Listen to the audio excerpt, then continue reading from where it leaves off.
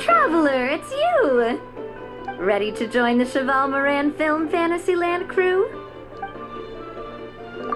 It's time, dear partner in Paimon, for us to turn our attention to the Cheval Moran Film Fantasyland. As I mentioned, the park was started up by enthusiasts who brought in the Spina di Rosula to handle the planning, construction, and operations.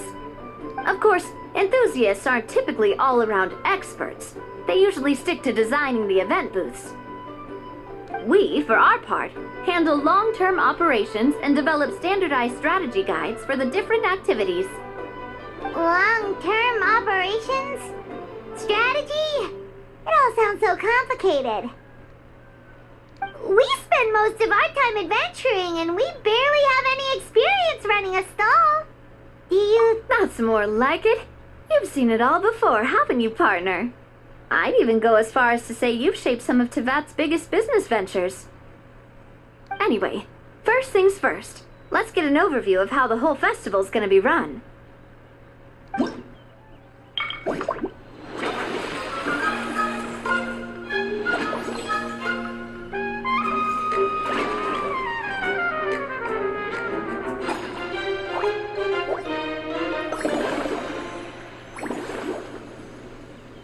As you can see, our Fantasyland's a bit like a sugar-free macaron right now. Several areas are still under construction. The Spina's only been able to hire a limited number of craftsmen. Besides, we don't have enough experience to handle multiple projects simultaneously. That's why I chose to adopt a time slot-based planning method, so we can focus on specific tasks during each designated period. Upgrading facilities, expanding the venue, hiring staff. All of this requires funds and time slots to accomplish. So, it's our job to allocate precious time slots in each business cycle to the most worthwhile tasks. As we attract more guests and earn money to add to our funds, we'll also be able to work more efficiently, which will allow us to divide each cycle into finer time slots, which will let us get more done. So we'll be limited in the decisions we can make and tasks we can focus on within each time period. Which means we have to use our limited actions and Mora to earn even more Mora. Kinda like playing chess or cards then. Cooking up a strategy in advance is gonna be key.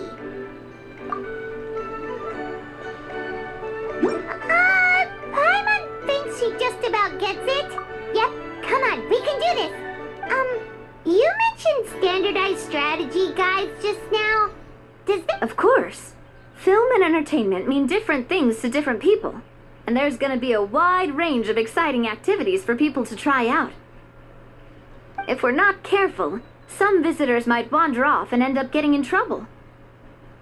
And others might pick up dangerous props by mistake. To avoid confusion, we need to create a standardized strategy guide for each activity. Just think of it like a walkthrough. Wow, if we're the first ones to test out the activities, who knows what surprises there could be waiting for us. But if we hit a tough spot, we'll just have to rely on our skills to carry us through. Hopefully it goes without saying that I'd never put you in danger, partner.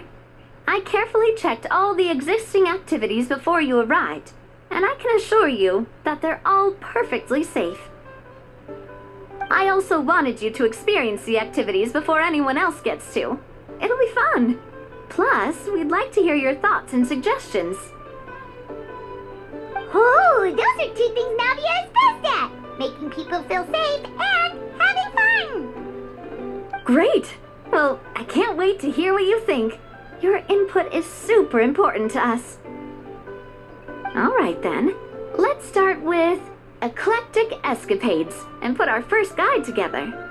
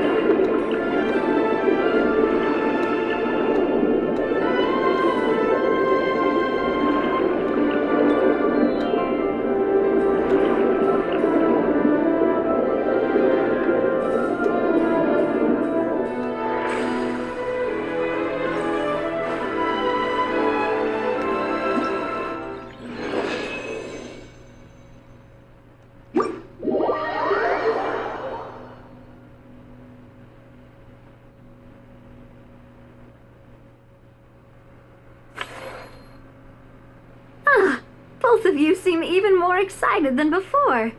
Looks like your first trial run didn't disappoint.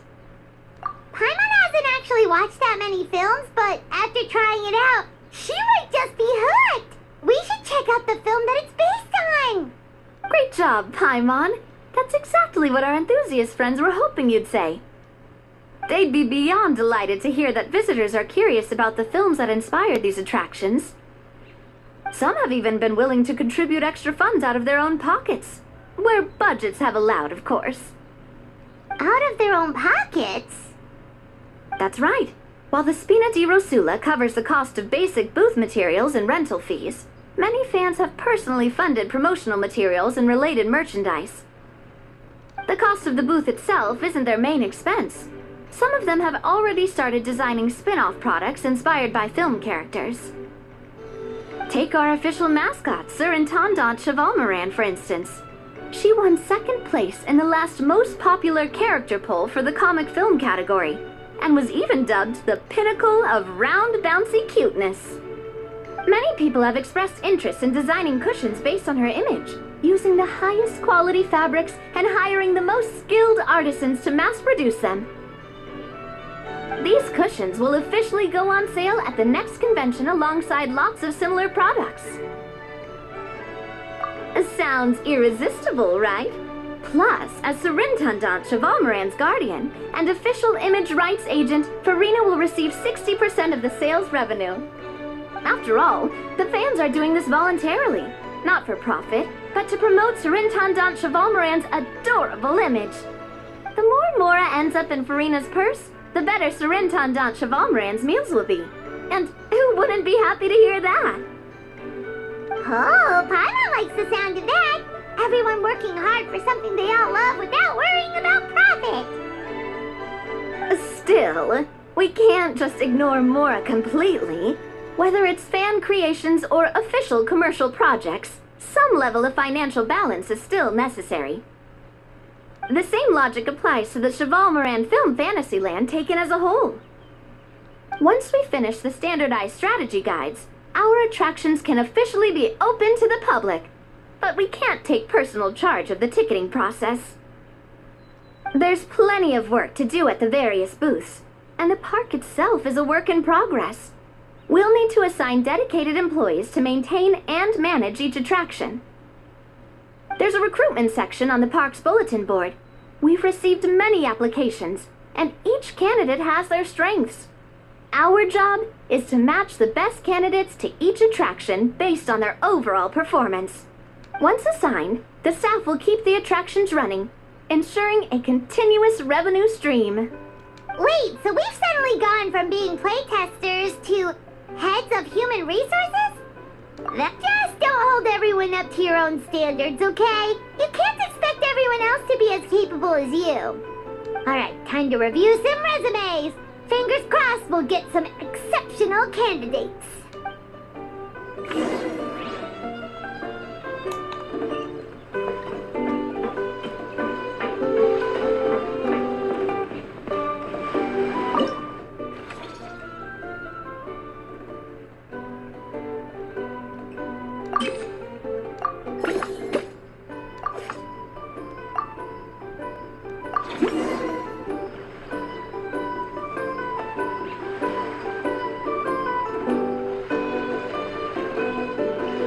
Looks like this particular employee is really getting into their role. You're both doing great. In any case, with this, the Cheval Moran Film Fantasyland is now officially open. Running a theme park is a long-term project. You won't make much if you try and rush it. We're just about done with our current work setup, so let's take a short break and wait for this cycle's revenue report to come in.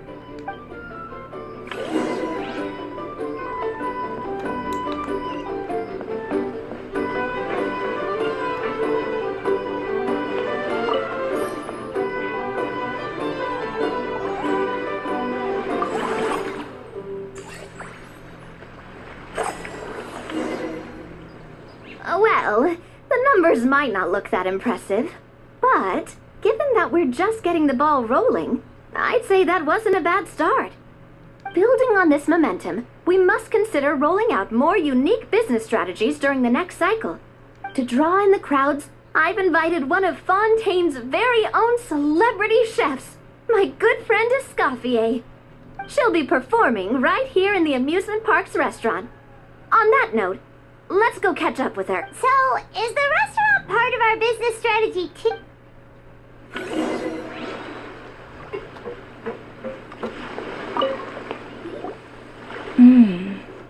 The restaurant is up to standard, and the waterside location will make for a unique dining experience. The beautiful scenic reflections in the water create a stunning backdrop, lifting diners' spirits and allowing them to truly savor their meals. Ingredients, check. Cooking utensils, check. Looks like we're ready to rumble. Hey there, Escoffier! Oh, my employers are here. The president of the Spina di Rosula, plus the famous traveler and Paimon. I must say, you seem a bit overqualified to be running a film-themed amusement park. I'd say that if anyone here was overqualified, it would be the former head chef of the Hotel de Boer. Wherever you walk, the aroma of fine cuisine follows in your wake. Let's get back to business. I'm guessing you want the traveler to help me decide the theme dish for each cycle, right? This is the business strategy I mentioned earlier. Using Escoffier's top-tier dishes to attract more visitors to the park. But this isn't just about attracting visitors. Her culinary masterpieces will surely have other surprising effects. Just imagine, Paimon, if all you needed was a single ticket to enjoy all the attractions and taste all the legendary food.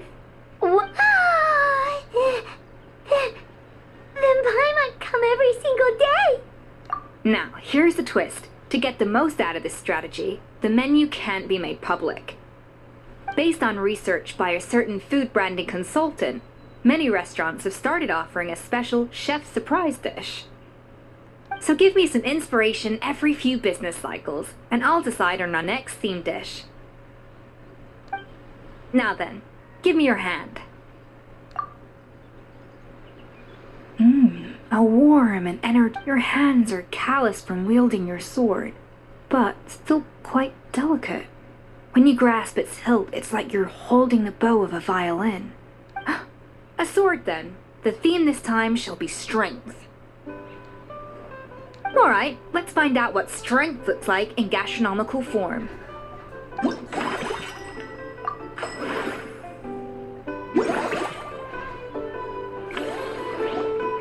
I've refined the sauce for these barbecue ribs. It's a richer flavor than the classic version, but not at all greasy. The mint extract in the seasoning leaves a refreshing aftertaste, perfect for indulging yourself after a fun-filled day. But if you ask me, I'd say the artisans need these more than the guests. The artisans?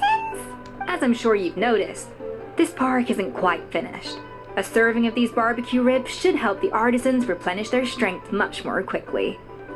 As their bosses, you have an obligation to provide meals for them. So why not invite them to dine here? Who knows, the morale boost might even improve their productivity. Oh, if I recall correctly, you once served up some special fish and chips for the porters over at the Fleuve Sandra. For several days after, the workers were all incredibly efficient. They'd finish 8 hours of work in just 5. And then there's no time to lose. Go invite the artisans over while these ribs are still hot. I'll prepare some side dishes and desserts too. That's a great idea! You really live up to your reputation, Escoffier! Looks like these themed dishes are gonna make a huge difference after all. We'll have to make sure we check in with you regularly. The artisans are pumped and ready to roll thanks to that themed dish. And perfect timing, too. Let's take this chance to take the facilities of...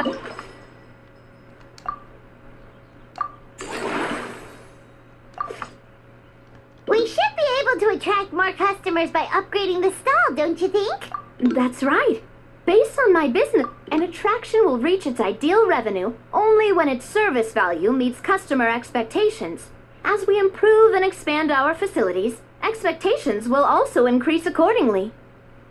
When that happens, we can deploy more capable employees or invest funds in training to enhance our employees' skills.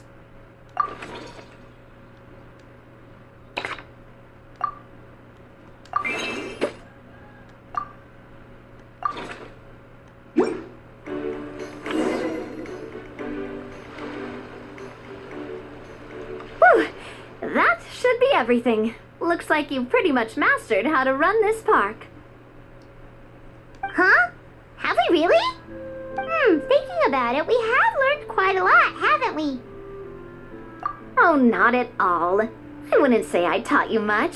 Your intuition's been guiding the way mostly. I imagine long-term operations sounded like a scary prospect the first time I mentioned it, huh? But don't let that scare you.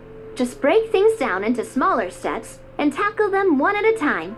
Even if you're not a genius or naturally gifted, you'll get it done in the end. Whoa, seeing her own progress has really got Paimon fired up! Actually, she's gonna jot your words of encouragement right down. From here on out, we'll be running the Cheval Moran Film Fantasyland together! Let's make it a big success!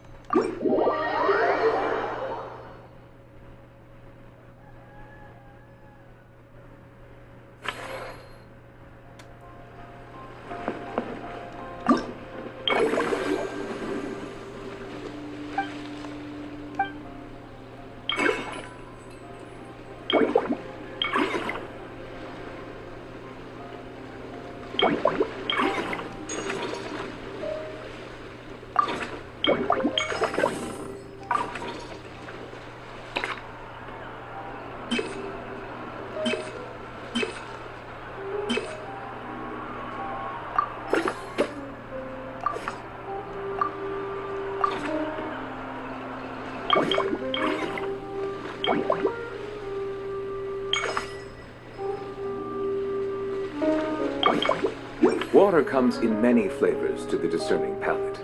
Mondstadt's water is cream.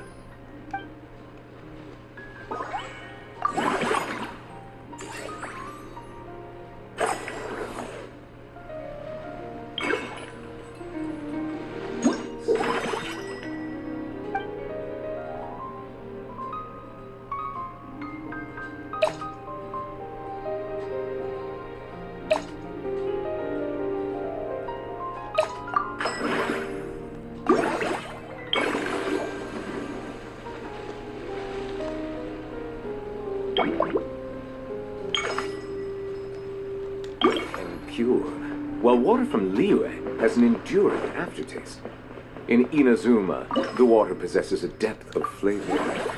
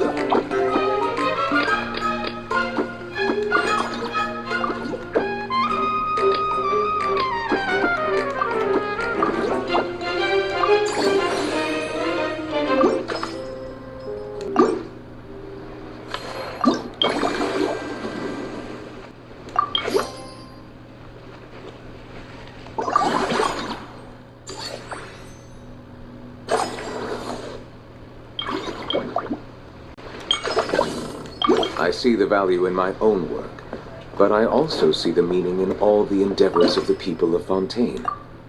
I believe I will...